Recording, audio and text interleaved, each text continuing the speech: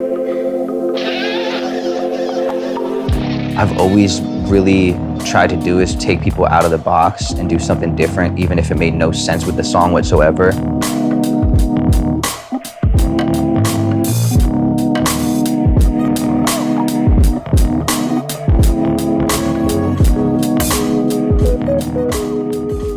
When you think about music videos in today's age, there's only a few names that you can throw around. Colin Tilley is one of them. A skate hound and college dropout, he's found a way to take his art from the Bay Area and broadcast it to the world. Whether it's building up emerging musicians or working with today's most iconic artists, Colin's found a way to take them outside the box and make them larger than life, all while keeping his roots in the area that he came from and the people that he came up with. With a laser focus on hard work, looking out for his people, and pushing the envelope, Colin is leaving his mark on the culture. I grew up in Berkeley, California, and went to Berkeley High, which was like a crazy melting pot of like so many different cultures and arts, and just like it was a lot of inspiration around me constantly. And a lot of my friends were making music at the time, so I would spend a lot of my time, honestly, in the studio, just chilling with them, watching them make music, or out on the street skateboarding. Did you ever used to do like skate videos? I used to be in front of the camera for skate videos, and I think that was one of the things that like, subconsciously got me really excited about video and about editing and all of that. There was this kid named Tito who actually went out and shot this video of us called Casino. And we shot it for like a solid year straight, me and a bunch of friends, and we all had our own like separate skate parts. And I think I was really fascinated by going back to his spot and seeing him like edit within Final Cut Pro and seeing all the cool shit he could do. And I always look at it and I'd be like, man, that's some pretty cool stuff. But I never was like, oh, I want to do that. Yeah. I was more focused on, skating and like, doing all that. I would say the first time that I really picked up a camera, I had just dropped out of college and I went back home. I was super confused. And one of my best friends, Niles, was in this group called the Cataracts. And he called me up and was like, yo, I want to shoot this music video. Like, you can just borrow, John's handy cam, and we'll just go out and try and figure it out. Like, are you down? I was like, I don't have anything else to do. Let's rock it out. Yeah. So we honestly went out like a couple days later, and like I shot a video for him and just, tried to figure it out. And like, I learned how to edit off of YouTube tutorials for Final Cut Pro, and like next thing you know, I was all of a sudden like making videos for like everybody. Around the Bay Area.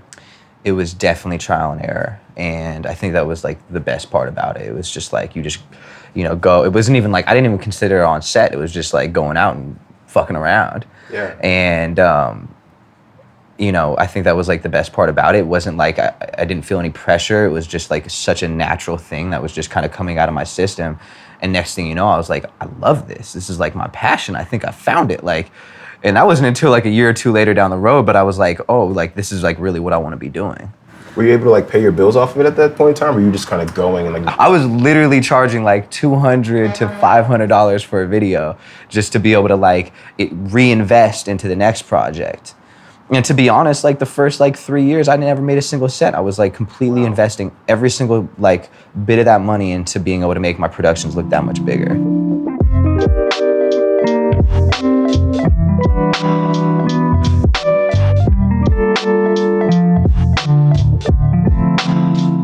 I was obsessed with Taj's work. I emailed him, I sent him my reel because I was doing reels all the time. I was recutting them every single time I make a new video.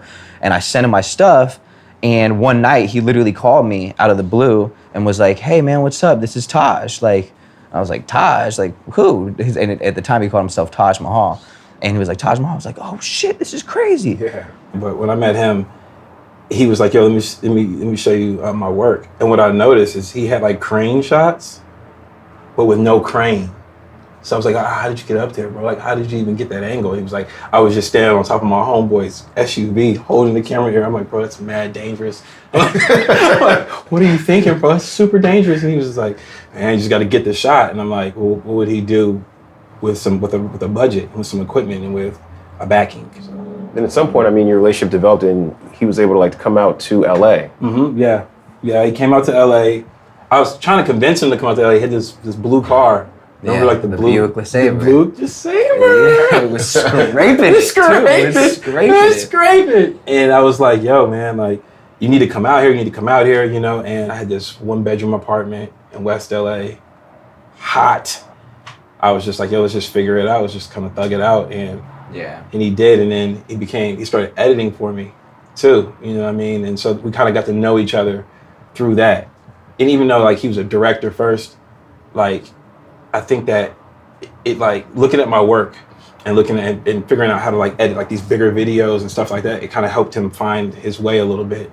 Do you remember some of the projects that you guys were working on? Yeah, I mean, it was everything from I think the first video you let me cut was... Lose My Mind. Yeah, Lose My Mind. It was Lose My Mind. But there was an edit before that. I forget what it is. I don't know. Do you guys remember I probably edited about like 15 videos. 15, like 15 at least. Yeah. It's like, it was like a hit factory. It was a hit factory. Definitely was. Working alongside Taj provided Colin with invaluable experience. In addition to creative and technical skills, it allowed Colin to absorb the right vibe that would later help him steer his own projects. Is there ever a point where you're behind the camera with Taj, or is there a point where you decide to step away and say, I'm just gonna go do this and figure it out myself? And that was pretty much what it was. I think there was a time when all of a sudden I started, getting a couple more looks for directing, and that's when I had to be like, all right, I gotta focus 100% on my stuff now.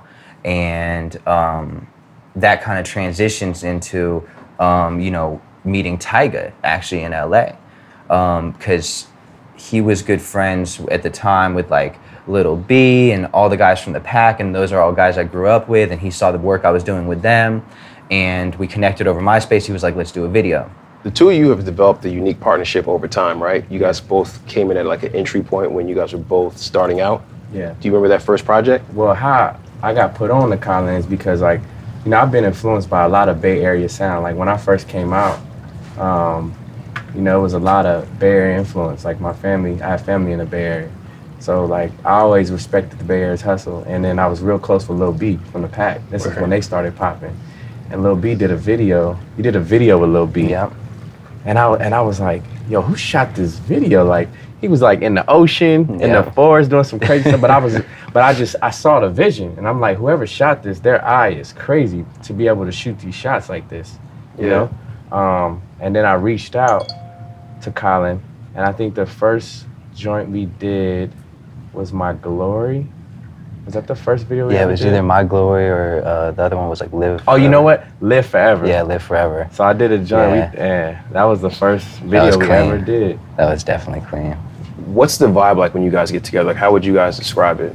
Like I could not have no ideas for a song a few times, and I've just kind of sent it to Colin like, what ideas you got? Just being able to trust a director, trust somebody that like, can really give you that vision that you might not even, because he'll see something that I won't even see, and I'll be like, wow, and then I'll start having ideas off of what he does, and then we just like collab from there. Like, I have so many treatments from videos we've never shot. Yeah. But like, they're crazy treatments. Yeah, you know totally. What I'm saying? My favorite thing is like when I work with an artist and they'll call me and be like, yo, like, this is like, here's some visuals I'm thinking of. And like Tyga, like, every single time he calls me, he knows like that's gonna spark something even crazier.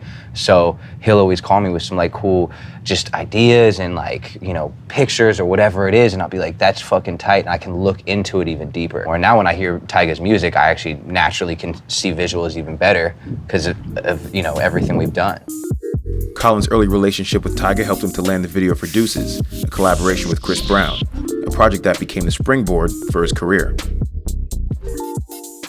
Deuces is when a lot of things changed. I shot that video, we put it out, and all of a sudden it started getting so much attention, and like, Chris was like definitely became like a huge collaborator of mine. We pretty much went off like, we went on to do like 30 videos in a row. Yeah, you guys had a crazy run. We did so many videos, and every single song he was featured on, he would be like, yo, you guys need to get Colin to direct it. It's gonna be that much bigger. And they saw what we were doing, and it just made sense. Oh, and again, man, like, I was like learning and growing at such a quick speed. Like all of a sudden my budgets were getting like stacking up like so crazy, and I'm just like learning on set. That was my school, man. Like, straight up, I'd be like, oh, I want to try using this toy over here. I want to try using this toy over here. Try this technique, try this DP, whatever it was. And that's how I created, man.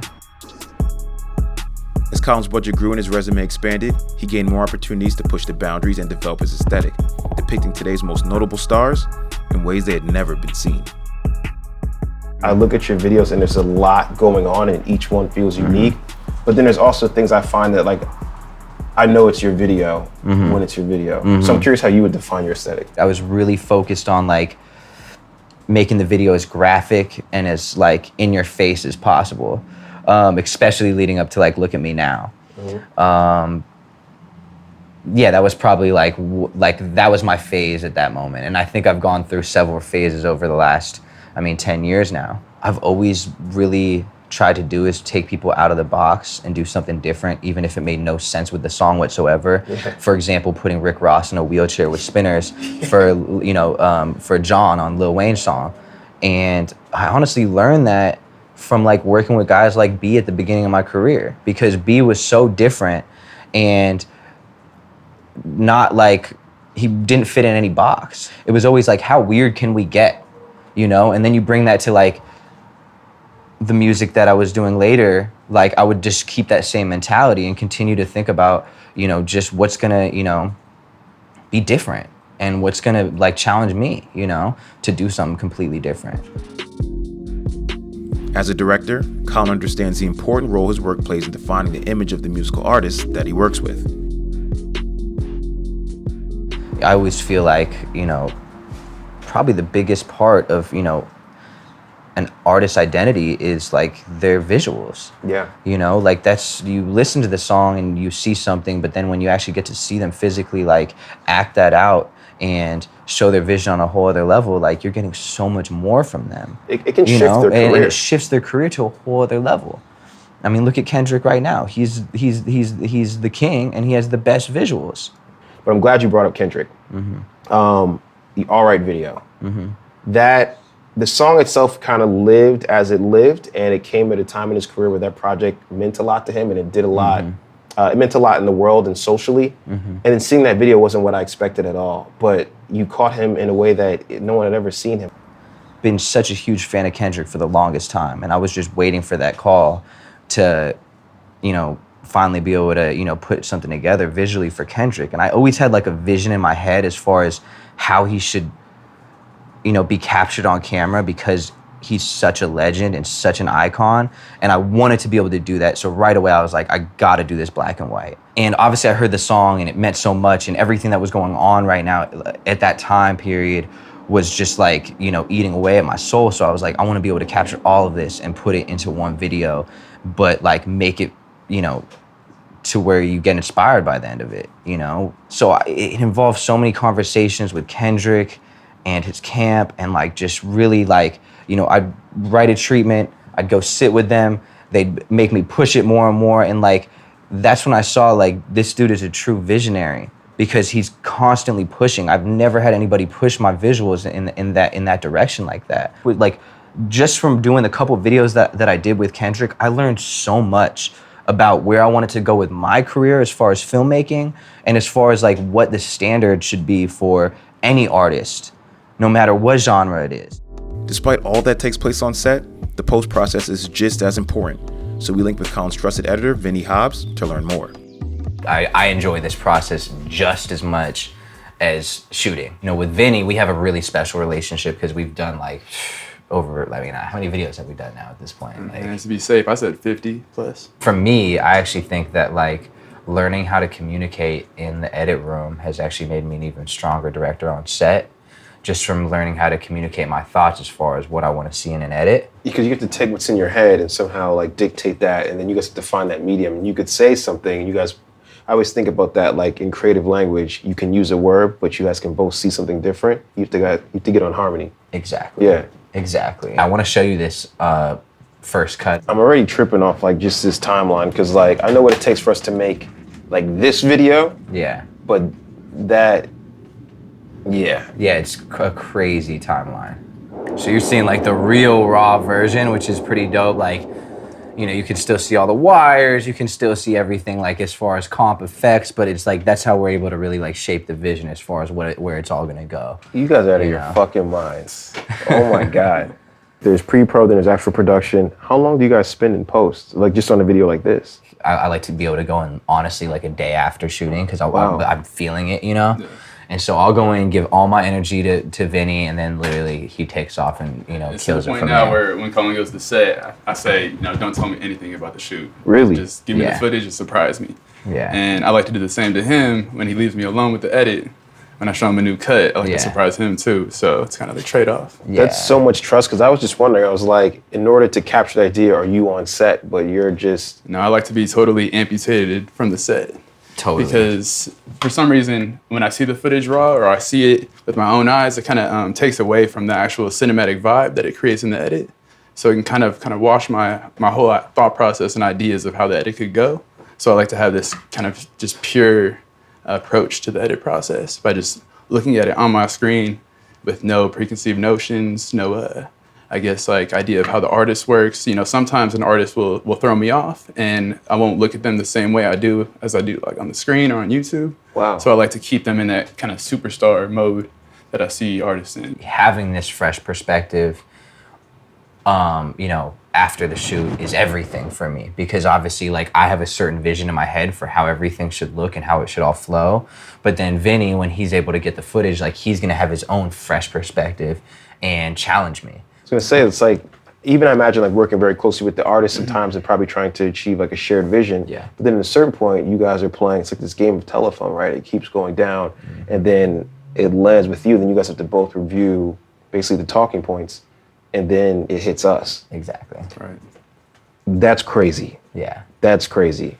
As you can see, Colin has come pretty far from his early projects back in Berkeley, California, but we traveled back to his hometown where he shot one of his first videos to meet up with one of Colin's earliest collaborators and Bay Area legend, Lil B, the bass god. Something about Colin was, you could tell he had the it factor. He was just it. Early on, you know, the quality, the aesthetic, how, you know, what he brought to the film, you know, when he puts you on that camera and, you know, you can really trust him. There's not too many people you can, you know, let them shoot you, let them have the footage, edit it, you know, and you be happy with it, you know. The last, you know, 10 years and kind of where it all breeded from. And it really all does start in high school. And like when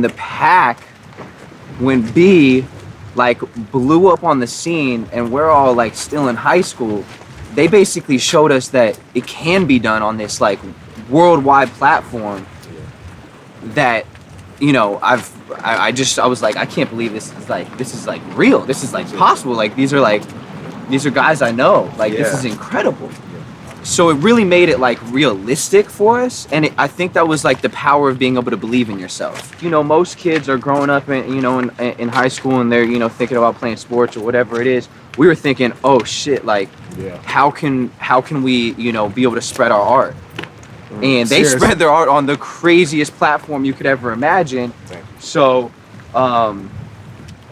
you know, that for me is kind of where it all starts, and gave me the confidence to be able to, you know, find my passion.